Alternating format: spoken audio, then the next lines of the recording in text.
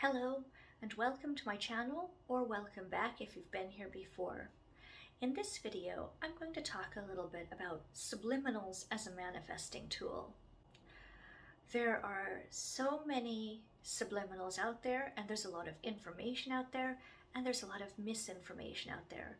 I won't be able to touch on all of it in one short video, but I'm going to do my best to give you a concise overview.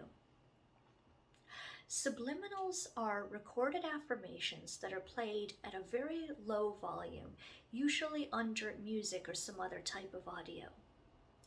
The idea is that they bypass your conscious thinking mind and go directly to your subconscious mind, where they're more easily implanted. Do I personally believe that they work? Yes, I do. I actively use them.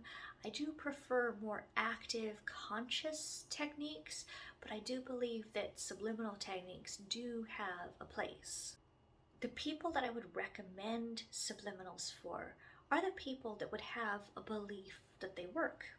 Because if you have a belief that they work, they are very likely to actually work for you if you believe that pushing a button on this audio as you go to sleep or as you're going about your day will implant affirmations into your mind. It's almost kind of like saying the affirmations out loud yourself. If you think, no, if I listen to this for a couple of hours, I'm going to get my manifestation. It's a very, very powerful belief to have.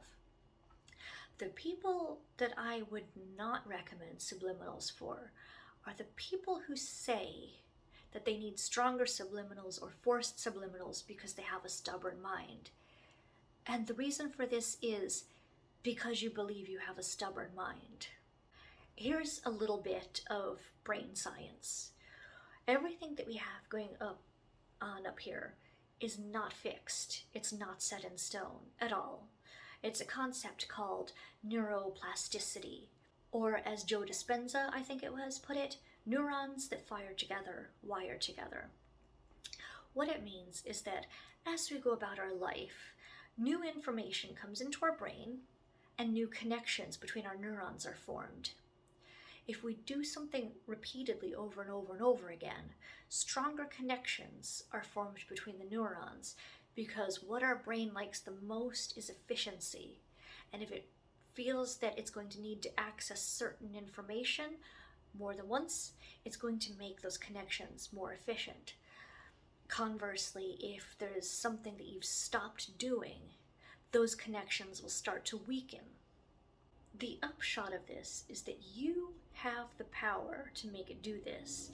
You have the power to reprogram your brain. You can tell it things consciously that will strengthen and restructure those pathways in the way that you want them to. Your brain does not have the ability to resist this. It does not have the ability to be stubborn. You have to work with it and consciously do this if you believe that your brain is actively fighting you and actively fighting your manifestations. And so I very firmly believe that this is something that you should work on consciously before trying to go directly into your subconscious, if you truly believe that your subconscious isn't going to listen to you because it's stubborn. Of course, as I've said before, anything that I say is just through my own personal perception, and if you believe it's a lot of garbage, then you should ignore it, because I do not set the rules for how your manifestations work.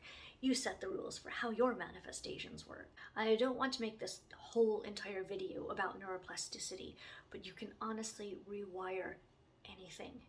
You can get rid of phobias, you can make yourself stop being shy. Just as a disclaimer, I am not a doctor or a person with any medical knowledge whatsoever. So when I'm saying that you can reprogram your mind to become more outgoing or confident or whatever, that is miles away from me advising you anything to do with serious medical conditions. If you do have serious medical conditions involving your mind, you definitely see a doctor and don't take advice about reprogramming your mind from some random person on the internet. There really are no rules as to which subliminals to listen to. Personally, I find it hard to convince myself that the ones that are sped up 10 times can be understood by my brain, so I don't listen to them. But that doesn't mean that they won't work for somebody else.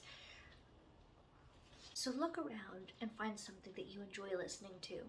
Some people prefer rain sounds, some people prefer calming music, some people prefer upbeat music, and the good news is that there is something out there to suit absolutely everybody.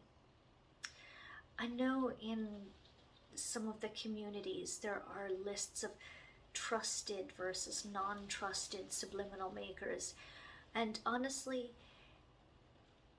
it's an individual choice. I don't want to get too much into the discourse about subliminal makers.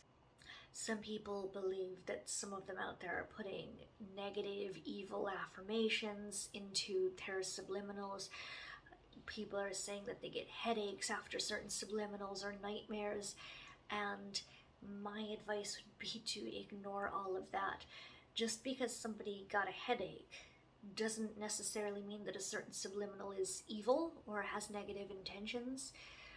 Go with your own gut feeling. If you truly do fear evil, negative affirmations being put into subliminals, then avoid that one or make your own. There are free audio editing software programs out there. Record your own affirmations, put it under some music, and listen to that. That's the best way to know what is being put into the affirmations that you're listening to. And then when you're looking around, you'll find some of them have like really super exaggerated affirmations, and some of them have just normal affirmations.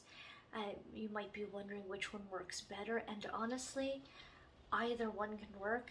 If you believe that the super exaggerated affirmations are going to give you the best results, then listen to that one.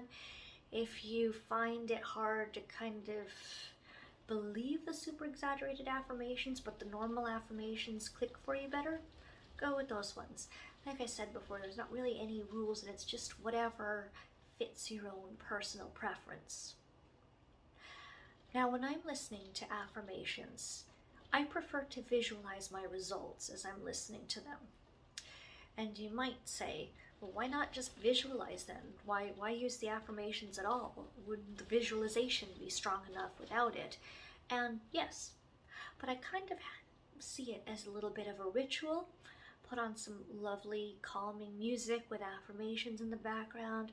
I close my eyes to get into a relaxed state, and I just let my brain visualize everything that I'm manifesting with the subliminals.